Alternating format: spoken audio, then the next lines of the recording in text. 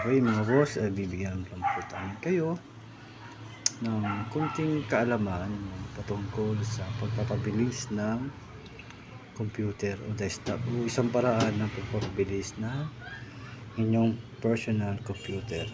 Gaya nito, ang gagawin ko po ay magpapalit po ako ng memory card kasi isa ito sa paraan upang mapabilis mo ninyo ang inyong desktop kayo po ay nababagalan na.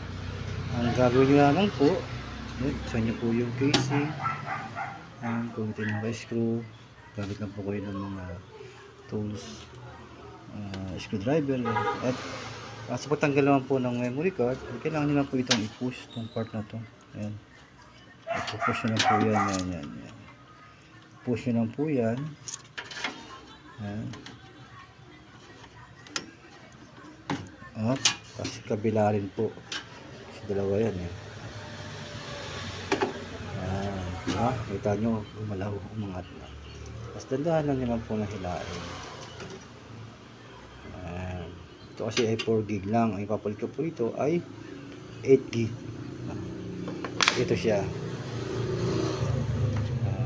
So stock na nito, matagal na rin ito hindi ko lang ginagamit kasi nga nilalaan ko talaga kapag bumagal ng ating desktop.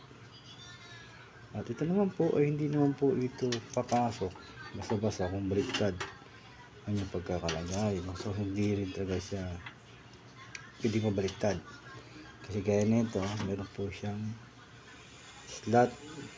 Ayan, may slot po siya dito, yan sasalpak dito. Ayan. Pagka mali po yung pagkakalagay, halimbawa ganito,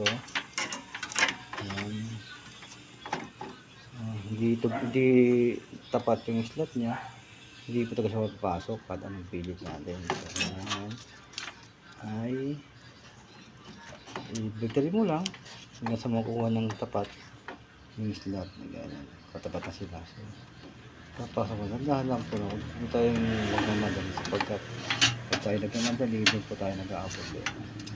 Push mo lang po para may, kung mahirapan i-push, iangat lang po ito, push, sabay angat, ganyan din sa kabila, push, sabay angat. Ayan na, push mo na po. Testing naman natin kung gumagana na po ito. Okay, wait lang po ako, stop ko lang saglit. Nilipat ko lang kasi dito kasi saksakan